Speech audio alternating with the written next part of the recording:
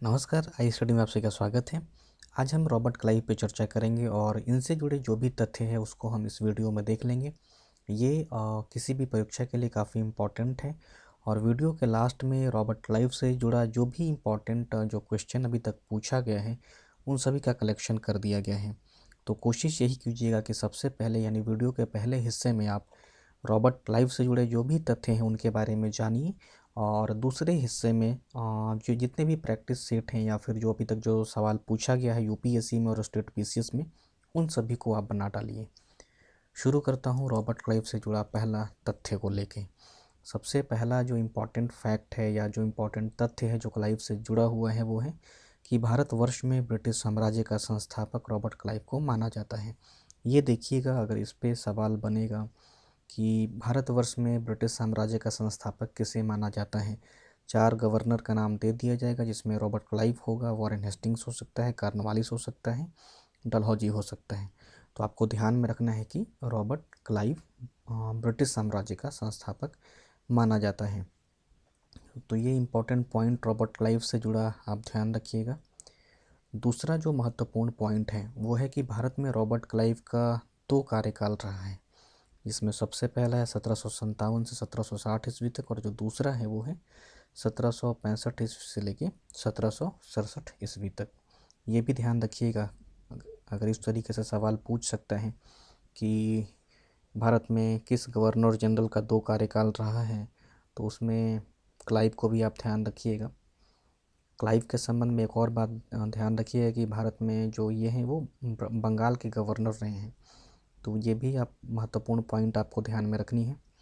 उसके बाद बीपीएससी में पूछ सकता है, उसमें ई ऑप्शन होता है कि ये पूछते कि क्लाइव का कार्यकाल कौन सा रहा है और ये दोनों इम्पोर्टेंट पॉइंट दे दें। तो आप ध्यान रखिएगा कि उसमें अगर ये दोनों हो तो उसका जो सही ऑप्शन है वो ई हो जाएगा। उसके बाद जो मेन पॉइंट है क्लाइव से रिलेटेड वो है कि प्लासी के विजय के बाद क्लाइव को बंगाल का प्रथम गवर्नर बनाया गया। प्लासी का युद्ध हो या फिर बक्सर का युद्ध हो, इन दोनों के विजय के बाद ही क्लाइव को बंगाल का गवर्नर बनाया गया था। दोबारा जो गवर्नर बन के आए थे वो बक्सर के युद्ध के बाद आए थे, लेकिन प्लासी के युद्ध के बाद क्लाइव को बंगाल का प्रथम गवर्नर बनाया गया था और ये जो प्लासी का युद्ध है वो 23 जून 1757 को हुआ था। और इस युद्ध में बंगाल के नवाब जो थे वो सिराजुद्दौला थे, जिनको क्लाइव ने पराजित किया था और इन्हीं को पराजित करने के बाद क्लाइव भारत में ब्रिटिश प्रभुत्व का नींव रखा था। यहीं से सवाल पूछा जाता है कि भारत में ब्रिटिश प्रभुत्व की नींव रखने वाला गवर्नर कौन था, तो वो ध्यान रखिएगा, वो रॉबर्ट क्लाइव था और किसको हराया था, वो सिराजुद्दौला को हरा दिया था। लेकिन इसमें एक और महत्वपूर्ण बात ध्यान रखिएगा कि इस युद्ध में सिराजुद्दौला भले ही हार गया था लेकिन वो अपने लोगों की विश्वासघात की वजह से हार गया था। सिराजुद्दौला के साथ इस युद्ध में मीर जाफ़र भी गया था और यही मीर जाफ़र रॉबर्ट क्लाइव के साथ मिल गया था। तो यही वजह था कि जो सिराजुद्दौला था वो इस युद्ध में हार गया था। और दूसरा जो नीचे का जो मेन पॉइंट है, देखिए कि रॉबर्ट क्लाइव प्लासी के युद्ध के बाद या युद्ध में बंगाल के नवाब सिराजुद्दौला को पराजित कर पहली बार भारत में ब्रिटिश प्रभुत्व की नींव रखी थी। अब यहाँ पे एक सवाल ये भी है कि आखिर ये प्लासी का मैदान कहाँ पे है। तो ये जो प्लासी का मैदान है ये वर्तमान में पलाशी इसको कहते हैं। तो ये है पश्चिम बंगाल राज्य के नदिया ज़िले में भागीरथी नदी के किनारे स्थित है। तो ये भी सवाल बन सकता है कि प्लासी का युद्ध मैदान वर्तमान में कहाँ पे स्थित है या प्लासी का युद्ध का मैदान किस ज़िले में या कहाँ पे स्थित है, तो वो आप ध्यान रखिएगा। ये लाल कलर का अंडरलाइन कर दिया है मैंने। अगला जो मेन पॉइंट है वो ये देखिए कि बक्सर के युद्ध की विजय के बाद क्लाइव को पुनः बंगाल का गवर्नर बनाया गया था। और इस युद्ध के समय अगर देखेंगे तो तब बंगाल का जो गवर्नर था वो वेंसी टाट करके था। वेंसी टाट, उस समय क्लाइव गवर्नर नहीं था, लेकिन जैसे ही बक्सर का युद्ध जीता गया 22 अक्टूबर 1764 को, तो इस युद्ध के बाद, बक्सर के युद्ध के बाद क्लाइव को फिर से बंगाल का गवर्नर बनाया गया था। और बक्सर के युद्ध में सफलता के बाद क्लाइव ने मुग़ल सम्राट शाह आलम द्वितीय के साथ 1765 में इलाहाबाद की प्रथम संधि करता है और अवध के नवाब शुजा-उद-दौला के साथ इलाहाबाद की द्वितीय संधि करता है। तो इन दोनों पॉइंट को बहुत अच्छे से देख लीजिएगा। जो इलाहाबाद की प्रथम संधि है, उसके द्वारा कंपनी को बंगाल, बिहार एवं उड़ीसा की दीवानी प्राप्त हो जाती है। तो इन सब तथ्यों को देखिएगा, अभी एमसीक्यूज लास्ट में बनाइएगा, फिर जाके आपका सारा कॉन्सेप्ट क्लियर हो जाएगा कि कौन कौन सा फैक्ट जो है वो हमें याद रखना है। अगला देखिए कि बक्सर के युद्ध में सफलता के बाद 1765 ईस्वी में क्लाइव के द्वारा बंगाल में द्वैध शासन की शुरुआत की गई। और ये जो द्वैध शासन था उसके तहत अगर आप देखिएगा तो राजस्व वसूलने, सैनिक संरक्षण एवं विदेशी मामले कंपनी के अधीन थे, जबकि शासन या प्रशासन को चलाने की जिम्मेदारी नवाब के हाथों में थी। यानी कि जितने भी जो मामला होना चाहिए इकोनॉमी से जुड़ा वो सब कंपनी अपने हाथ में ले ली थी और प्रशासन चलाने की जिम्मेदारी नवाब को सौंप दी थी। तो इस तरीके से जो द्वैध शासन था वो 1772 ईस्वी तक चलता रहा।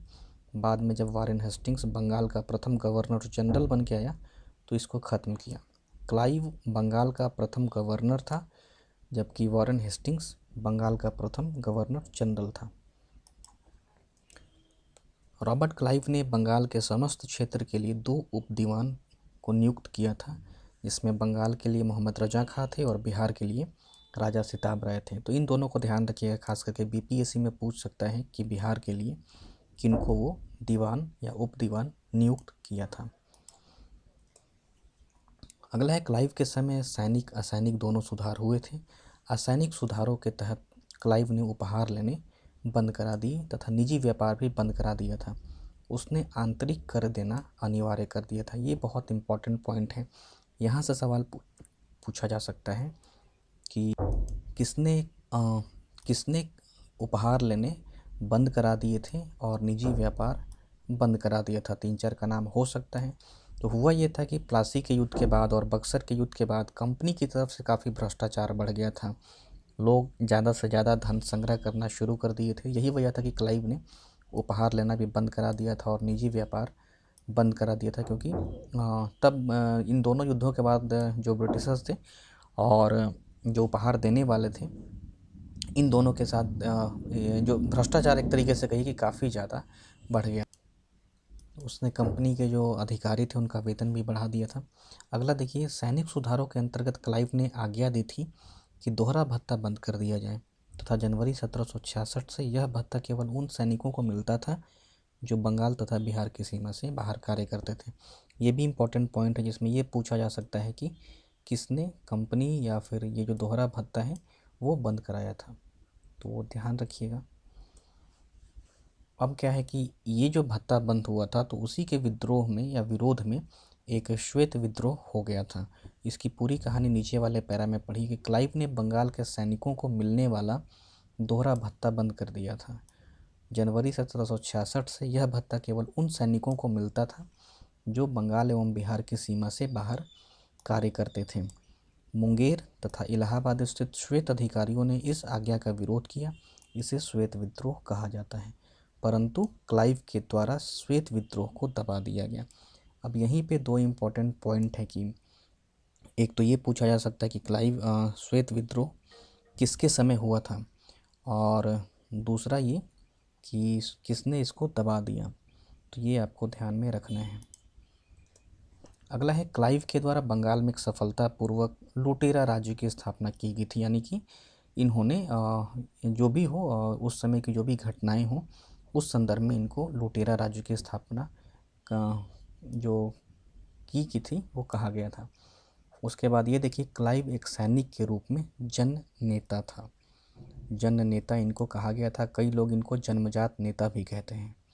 उसके बाद विलियम पीट का ये कथन याद रखिएगा, वो स्वर्ग से उत्पन्न सेनानायक इनको कहा था। बर्क ने क्लाइव को बड़ी बड़ी नींवें रखने वाला कहा था। और अंग्रेज इतिहासकार परसिवल स्पीयर ने इन्हें या क्लाइव को भविष्य का अग्रदूत कहा था। तो ये सब कथन भी याद रखिएगा, किसी भी परीक्षा में पूछा जा सकता है। एक शायद पूछा भी गया है जो भी आपको एमसीक्यूज़ में आ जाएगा। और ये जो क्लाइव थे वो इंग्लैंड में जाकर आत्महत्या लास्ट में कर लिए थे। तो ये भी ध्यान रखिएगा इनके बारे में जो फैक्ट है। अब एमसीक्यूज़ पे चर्चा करते हैं। आप बनाइए और बताइएगा कि इतने एमसीक्यूज़ में आपका कितना सही हुआ। पहला है, भारतवर्ष में ब्रिटिश साम्राज्य का संस्थापक कौन था।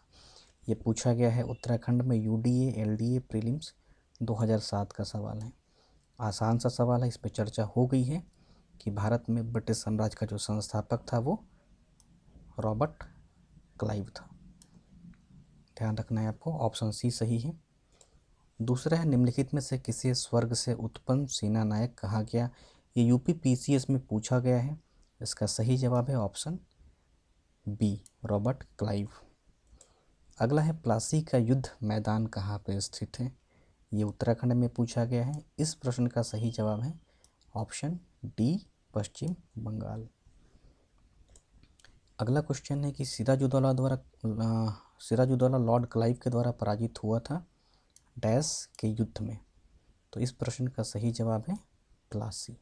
सिराजुद्दौला प्लासी के युद्ध में पराजित हो गया था। अगला है किस गवर्नर के कार्यकाल में ईस्ट इंडिया कंपनी को शहंशाह शाह आलम द्वारा बंगाल, बिहार तथा उड़ीसा में दीवानी अधिकार दिए गए थे। तो ये भी आसान सा इसका आंसर है, ये यूपी पीएससी में पूछा गया है। सही जवाब है ऑप्शन ए, लॉर्ड क्लाइव।